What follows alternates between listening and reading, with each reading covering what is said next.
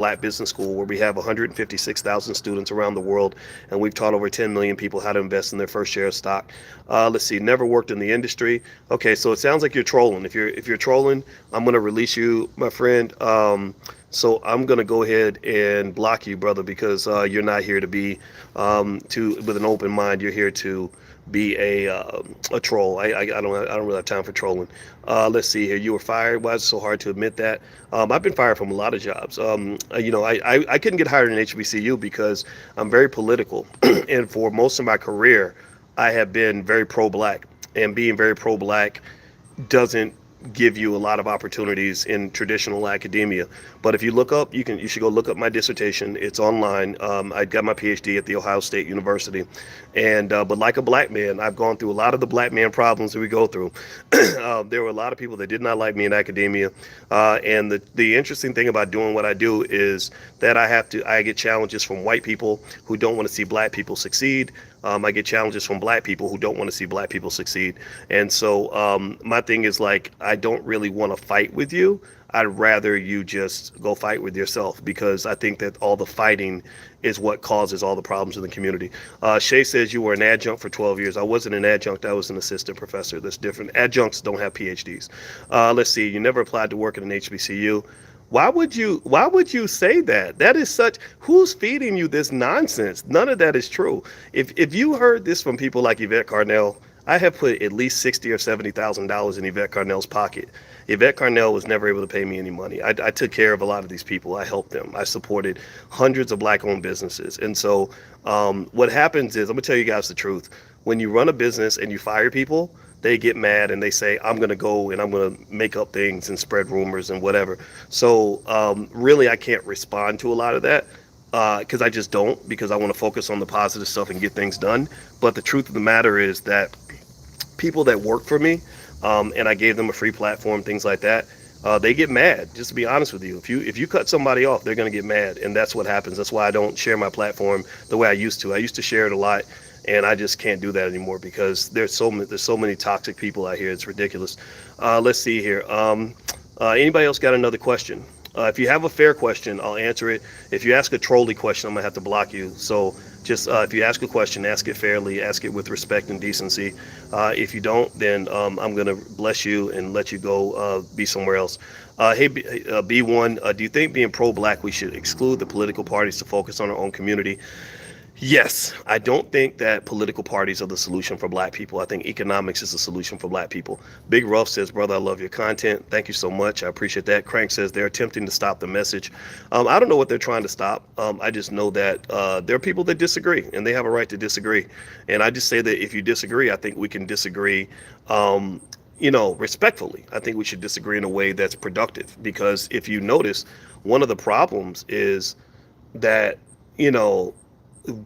black people can be so destructive and so negative toward each other that it keeps us from making any progress. Like, I've only tried to do good and be helpful, but I'm not perfect. I mean, Lord Jesus knows I ain't perfect. But at the same time, my imperfections are what allow me to be a better teacher, because I know that we all make mistakes and we all have challenges to overcome. And so I just want to encourage you to not let your imperfections be a target that other people try to use to keep you from doing what you're trying to do.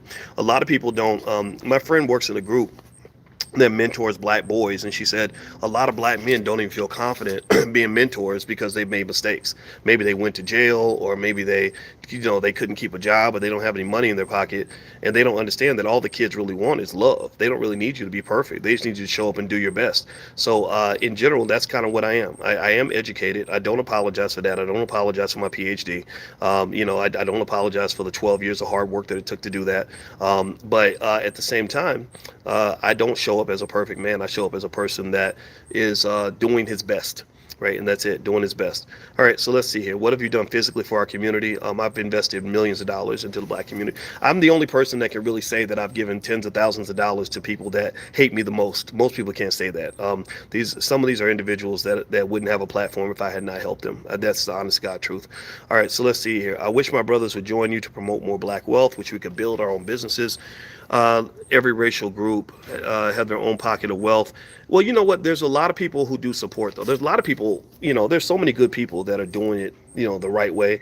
I think Earn Your Leisure has done an amazing job of really elevating economic conversations, bringing it into the hip hop space. I love what they're doing. I think that there are people, unfortunately, sometimes you have, you know, disagreements. Like right now, Julian Gordon disagrees with Jay Morrison about the direction of the Tulsa Real Estate Fund. I can honestly say that both of those guys reached out to me in around 2017 when they were first getting started doing what they're doing. I supported both of them. I invested in the Tulsa Fund because I wanted to give the brother a chance. I don't know all the details. I haven't gone through their financials in details because I don't keep up with other people's businesses. I have my own team I have to keep up with.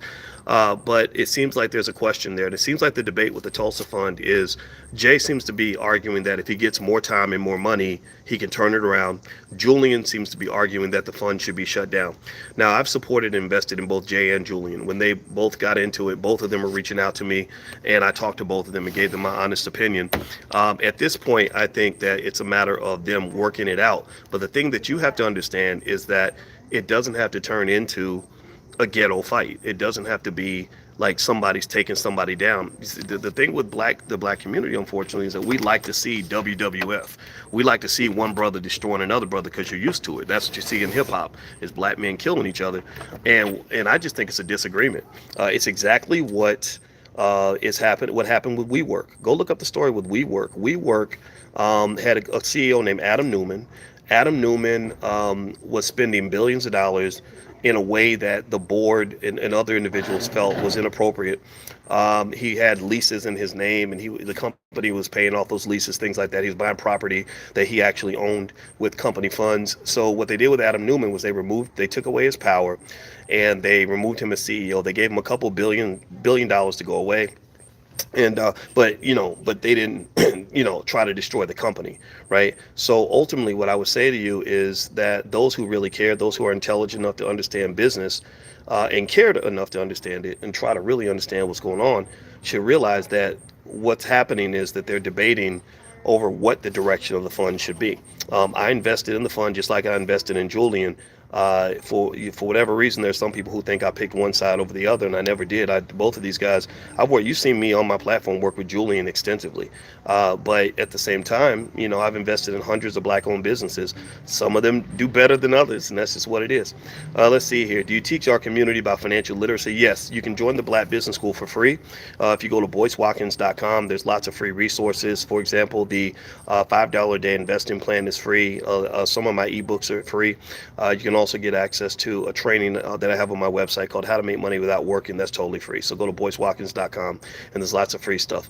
So let's see here. Dr. Boyce, what do you think about uranium stocks? I've been long in uranium stocks since December 2020. I don't have a lot of specific information about uranium stocks. I'd have to look into that. I don't really have any thoughts, honestly, that come to mind when it comes to uranium. I don't recall investing in anything in uranium. The only thing interesting with uranium that I saw a guy who's a scientist who claimed that uranium is not as harmful as they make it out to be. He claims that it's the coal and the gas industry that wants nuclear power plants out of business. So they spread this idea, fear, uncertainty, and doubt that uranium is super dangerous. And he actually ate uranium on live TV, which I would never do that. But he went swimming in one of the nuclear reactor swimming pools to claim that it was safe. And I don't know. He died at 82, but I don't know how he died. So he lived to 82, so it's not like he died young. So I don't know. That's all I really know about uranium. I don't have any. Does anybody else have any other questions? You're long in uranium stocks, but then you don't know anything. Is that what you said? No, I didn't say that, Ken. So make sure you quote me correctly, brother. You have to quote me correctly. Let's see. It's Lifestyle with Eric on YouTube. Hey, what's going on, brother? How are you? Good to see you. Let's see here. Wavy McFly says it's actually safe. I don't know. I don't know if that's such a cognitive dissonance moment that I can't imagine uranium being safe, but maybe it is. Maybe I'm wrong. Talk to us about the stock options class. Well, if you go to stockoptionsmasterclass.com, that's where you can take a look at my options class. So feel free to go to stockoptionsmasterclass.com. It's heavily discounted. Sir, with all due respect, what accomplishments for our community have you done? If you don't see my accomplishments now, you think I've accomplished nothing, then I'm not really here to convince you. I've done about 22,000 trainings and videos on economics for a long time. I was talking about economics back in '07, '08 online when nobody else was, and I think that we've done a good job in shifting the culture. Also, I worked with Russell Simmons to get the Obama administration to change their policy on incarceration. That helped a lot of brothers. He got the celebrities to sign. The letter's out there somewhere. A lot of celebrities signed it, from Will Smith to Justin Bieber across the board, and we got Obama to change his incarceration policies. Also, we've taught about 10 million people how to buy their first share of stock, and basically, as a finance professor, I've done my absolute best to support the community. Also, we've given money. Again, we financially supported. I can name a lot of names of people, whether you talk about allies or non-allies. Everybody from Julian Gordon to Jay Morrison to Yvette Carnell to even Tone, her friend, he used to use my platform. A lot of people, a lot of people we've supported. Vicky Dillard. We've helped a lot of people, and we've also hired a lot of people. And we also gave hundreds of thousands of dollars to the Powernomics Corporation. We also have supported, Black-owned schools like Freedom Home Academy International. We supported King Randall School down in Georgia. So instead of talking about what I did or didn't do, I'd love to hear what you're doing. So make sure you share what you're doing. Also, don't just talk about me now. You got to talk about yourself too. All right, so let's see here. Let's see. Okay, Kima, you've now been identified as a troll, Kima. So everybody say goodbye to Kima, Keema. Kima is you're blocked for life. So if you're a troll, you better be a quiet troll, because trolls that talk too much get blocked. So goodbye, Kima. I wish you the best, brother. What's your opinion on swing and scalp trading? I'm not a fan of it, honestly. I think it's a lot of stress and volatility and stuff like that, but I don't stop people from doing it. But most of the academic research says that swing trading doesn't typically work long term. Let's see, what's with the haters? I think the haters come along because I don't care. I don't care what people think. I'm not interested in trying to fit in. And also, sometimes my mouth gets me in trouble because I tell people what I really think. So, but it's life. If you do anything, they wouldn't be talking to me if I wasn't having an impact. So if you ever achieve anything that's noteworthy, just know you will have haters and people that dislike it. But you don't worry about the haters. What you got to do is do it for the people that love you. And that's what I do. I do this for the people that love me. So the haters and trolls, if they get too loud, I have to block them. I'll answer a couple of questions just out of respect, but then after a while, I just, I say, okay, if you want to go listen to somebody else, that's all right. It's totally fine. It's totally fine. All right, so let's see. I bought my first share of stock from listening to you in 2019. Matt J, good for you, brother. Good for you. That's a big difference. That's a big difference when you start investing for the first time in your family. And so you just don't underestimate that. My grandmother taught me about economics. She never made more than $22,000 a year, but she taught me about economics for the first time when I was like 5, and it stayed with me for life. So, don't underestimate that. Let's see here. Are trolls people who ask questions and expect non-evasiveness? No, I think trolls are people that refuse to have an open mind when they ask their question and repeatedly ask the same annoying questions that distract me from talking to the people that I really want to talk to. So that's what a troll is. If you ask a legitimate question, like if you say, Dr. Boyce, what is your relationship with the Tulsa Real Estate Fund? People are saying that you funded the fund and you own the fund, and I'd say no, I've never been paid to endorse the Tulsa Real Estate Fund. Jay Morrison was my personal friend. He is my personal friend. I'm not going to walk away from my friends just because they make a mistake in business. I'm not built like that. But at the same time, did I know what was going on with the fund? Exactly, not really. I supported the brother because I like the Black House and I wanted to see the brother get a chance. But I've supported dozens of Black-owned businesses. And as I mentioned many times before, I supported Julian Gordon extensively, just like I supported Jay as much as I could. So at the end of the day, that's the answer. So when I give the answer and you keep asking the same question or you keep making comments as if you already know the answer, then I'm not going to answer you anymore. I'm going to deal with you just like I deal with a racist police officer. You're racially profiling me, and I will not tolerate that. I will put you out of here. So, because being here is a privilege, it is not a right. I am not a person begging for people to come to my YouTube channel. I ain't got time to talk to people who already know the answer. Why would you talk if I'm a professor and I'm trying to teach something? Why would you talk to me if you already know the answer? If you already know the answer, then take the answer and just run with it. That's fine. I'm not looking for you to like me. That's not my job. I like myself. My mama likes me. All right, so let's see here. When you buy stock, you become a business owner. People forget that. That's 100% correct. The quickest way to own a business is to buy shares of stock. And in fact, here's a little trick. If you want to teach your kids about stock, when you're in line at McDonald's or Starbucks or something, show them. Just say, we can become owners in Starbucks in 2 minutes. And they'll say how, and you say, well, let me show you, and go buy some stock on your app, and then show them and explain what that means, that your family now owns a piece of Starbucks. That does something psychologically. That takes out the victim mentality. They don't feel like they have to be an employee because they start seeing themselves as a boss. So just keep that in mind. That's very important. All right, so let's see. James the Guy Brown says accountability is racially profiling now. No, racial profiling is when I tell you what's going on and you refuse to listen. So don't keep saying stuff like that, or I'm gonna have to invite you to leave. All right, let's see. Any other questions? Let's see. Oh wow, thanks, doctor. I appreciate all that you're doing and continue to do for us. Well, thanks, Banks Motivation. I appreciate that. By the way, I'm gonna be in Los Angeles this week. If you guys want to join us, I'm gonna be there the 8th and the 9th, and I'm doing a 2-day Black Wealth training camp. So feel free to join us in LA. You can go to BoyceWatkins.com and you can get information about LA, also about the All Black National Convention, and also there's lots of free stuff on my website. My books are there. My new book is called The 10 Commandments of Black Economic Power. It's an Amazon bestseller, so if you'd like to take a look, just go to BoyceWatkins.com.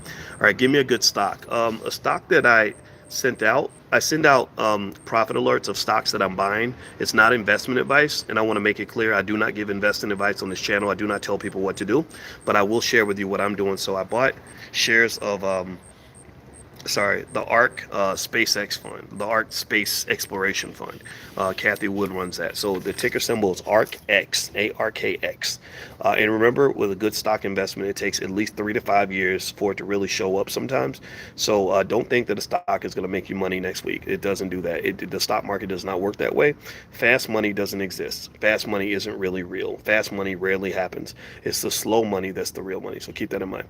What do you think about investing in high yield, high interest REITs such as GNL? I don't know about GNL, but I think real estate investment trusts are a great way to get involved in real estate without having to actually go out and buy property. I own property, but I don't buy. When I want to get in real estate, I buy REITs. I don't really buy a lot of direct real estate. I have some, and we do have tenants and all that. We collect rent, but my wife does not like it because she doesn't like having to keep up with, making sure somebody pays their rent on time and all that stuff. Even though we have property managers, you still have to manage the property managers, so that takes time. The easiest way to make money is selling stock options. That's how I make most of my money. Is I sell options on the stock that I own, and it works pretty well. And so if you want to learn more, go to my website, BoyceWatkins.com. There's a training there called How to Make Money Without Working, and that's when I explain what we do. What are the signs when the stock is going to tank? You know what? I would say that there are signs, but it's really hard to tell. Most research leans on something called the random walk hypothesis. The random walk hypothesis says that any information that's out there that can tell you which direction the stock is going to go is already in the price. Like, the market already knows this, right? So you might say, oh, well, I know these are the signs that this stock is going to go down. You really don't know. This is confirmed by thousands of research papers from super smart people who analyze a ton of data to basically say you really don't want to be in the business of trying to predict what a stock is going to do next. It's hard to do. Now, you can tell when a company is struggling, right? There are signs, there are ratios, like cash flow. Cash flow issues tend to hurt companies more than actual profitability issues. So, for example, earlier we were talking about the Tulsa Real Estate Fund. Their biggest challenge appears, I'm not sure, I don't keep up with other people's businesses, but their issue appears to be cash flow related. I think that Jay is saying, I need more time and I need more money. And is that true? I don't know. I think that'll be settled. If you're an investor, you should go ask them. But this is not the first time that's kind of occurred. Amazon lost, I think, $9 billion over like 8 or 9 year period before they made a profit. And basically what Bezos was saying when they said you should shut down because you're overspending, you're going to lose money, is Bezos said, just give me more time. I need more time, more money. I can get this thing going. So cash flow tends to be the biggest problem that companies have, especially black-owned businesses. That's why 86% of black-owned businesses fail, because they can't get the cash they need to bail themselves out. A lot of companies get bailouts. If you remember when the economy crashed in 08, anybody remember when the economy crashed in 08 when you had the whole downturn? Well, what did they do? What did Obama do? What was the first? Anybody remember? Somebody answer in the chat. What was the first thing Obama did when he came into office during the great, real estate crash and all that of mortgage-backed securities and all? What was the first thing he did as president? It was a bailout. It was a bailout. Basically he loaned banks a ton of money. Stimulus. They called it stimulus, but it was really a bailout. It was stimulus relief, but didn't y'all? None of y'all got that money. Did anybody get a stimulus check from Obama when he got elected? How many of y'all got a bailout check? How many of y'all got money to help you with the mortgage? No, they didn't send you the bailout money. They sent the bailout money to the banks because the bank said, "Look, we're good businesses. We just ran out of cash and we need something to hold us over." Somebody says, "I need, can you let me hold something for a couple of weeks." They said, let us hold a half a trillion until things get better. And then what happened is, and what people don't know is that was the best time on earth to be an investor. That if you were an investor at that time, the worst thing to do at that moment was to do what so many millions of people did. A lot of black people did this. What was it? John Rogers, who's a billionaire in Chicago, he's a black man. He wrote an article about this. He said black people lost at least $1 trillion. Why? Because they started selling when the market went down. He said they started selling. He said we gave up over $1 trillion because so much money got made when the turnaround occurred. Because the turnaround almost always happens. It almost always happens. In fact, it's always happened. Whenever the market's gone down, it's always come back up. So he said, this is the issue. This is the problem. This is the biggest challenge that we got to deal with in our community is idiots and misinformation being manufactured by idiots. The idiots were telling people, you got to get out of the market. It's collapsing. It's going to hell. It's going to die. The dollar's dead. You're going to lose everything. So people listening to idiots, and this is why I tell you, don't listen to the dumbasses in your family who are broke. Seriously, you listen to, I as a professor, I was sitting there in 08, 09 telling people, yeah, this is a great time to invest. You should keep your money there. But sometimes you get out yelled by idiots who ain't never took a finance class, ain't got a nickel in their pocket, don't know nothing about investing. I've looked at over 120 years of stock market data and said, there has never been a time where the market declined and did not recover. So this is where you want to double down. This is where you buy the dip. Easy, buy the dip. People didn't do that. I'm scared, I'm going to sell. Okay. And then what happened was that the people that bought from you, they made a ton of money because there were few times in history where that much money was made in that short a period of time. Very few times. So, and when people come in and they want to argue with me, it's like, okay, well, I'm not really going to argue with you if you don't know what you're talking about. I'm not going to fight you.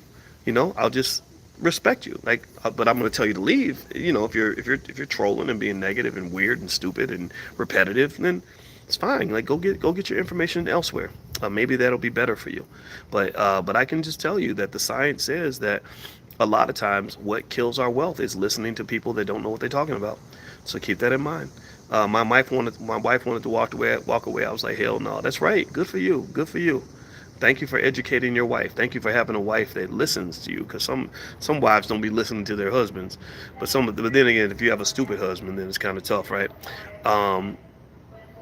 It was 50-1 the money corporations and businesses got compared to what citizens got from Obama's stimulus. Yeah, they'll always bail out the banks and the corporations first, period. That's what they do. That's what America does. So the best way to get wealth in this country is to align your wealth with the banks and the corporations. They'll never be in a bad spot for long.